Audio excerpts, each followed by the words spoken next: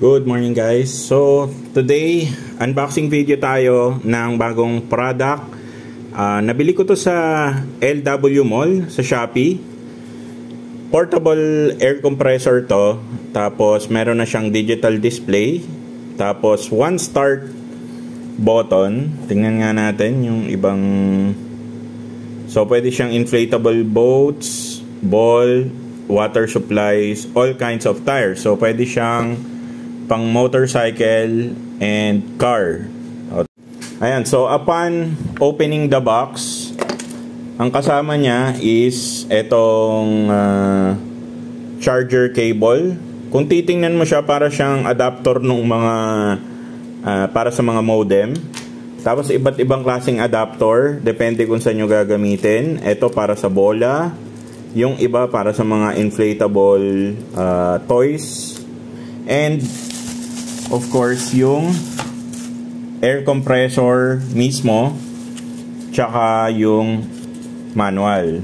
Ang kagandahan nito guys is integrated na yung mismong hose sa compressor.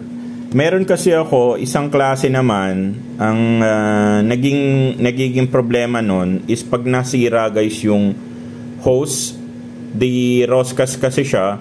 Pag nasira, wala. Parang ang hirap makahanap ng replacement. Okay, so charge muna natin yung ating compressor. As per manual, it would take about between 6 to 7 hours bago siya full charge. And as you guys can see, lobat na lobat yung ating compressor. Subukan natin siya later pagka na full charge na. And sige, quick browse lang nung kanyang feature. So may PSI bar, tapos KPA, and kilogram per centimeter squared. So depende na lang sa inyo kung saan nyo siya gagamitin. Ako kasi PSI lang, kasi sa gulong ko lang naman to gagamitin. Okay, so tetestingin na natin yung ating rechargeable na compressor galing sa LW Mall. Kabit muna natin.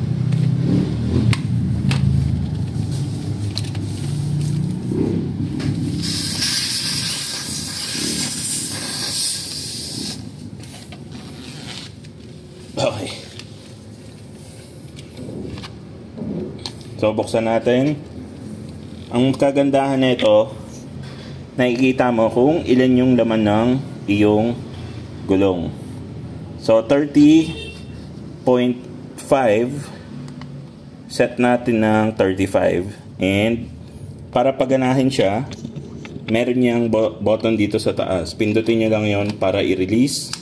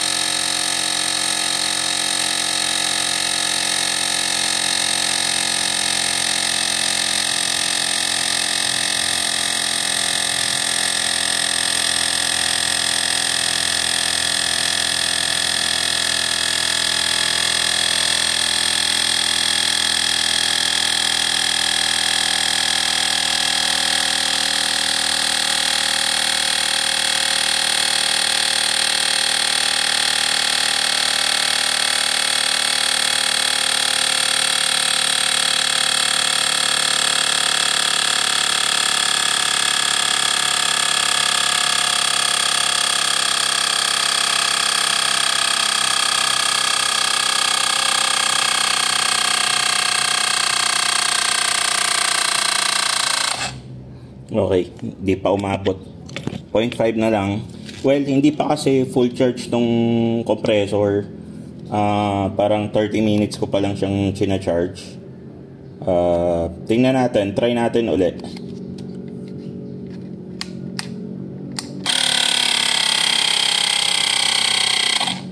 So 35 na rin pala.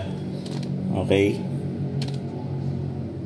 Okay guys, so china-charge pa natin siya until now. Ngayon, ang kagandahan nito guys is portable. Syempre, pwede nyo dalhin kahit saan. At also, ano siya, very compact yung size niya. Ito. Yan, kayang-kaya mong hawakan. Tapos, integrated na nga yung hose niya sa mismong compressor. Also, digital display, tapos madaling gamitin, 'di ba? Meron lang siyang release button sa taas, then yung menu, tapos yung adjustment nung pressure kung saan nyo siya i-set. Depende sa paggagamitan nyo. Ngayon, ang napansin ko lang sa kanya, which is di ko alam kung issue sa inyo or hindi, medyo mabilis lang siyang malobat, 'di ba? Nakita nyo naman sa video, barely siya umabot ng 35 PSI dun sa gulong ng ating motor. Pero yun nga, hindi pa naman kasi siya 100% charge. Kumbaga na-charge ko to at most siguro mga 45 minutes. Pero ang sabi kasi sa manual, papabasa ko lang sa inyo. Ang sabi kasi sa manual is aabutin ng 6 to 7 hours para siya ma-fully charge. Okay? Ngayon, tingin ko naman pag na-full charge siya is hindi na siya ganun kabilis malobat. Kasi yun nga, sabi ko wala pang 1 hour nung chinarge ko to. Gusto ko lang talagang matesting.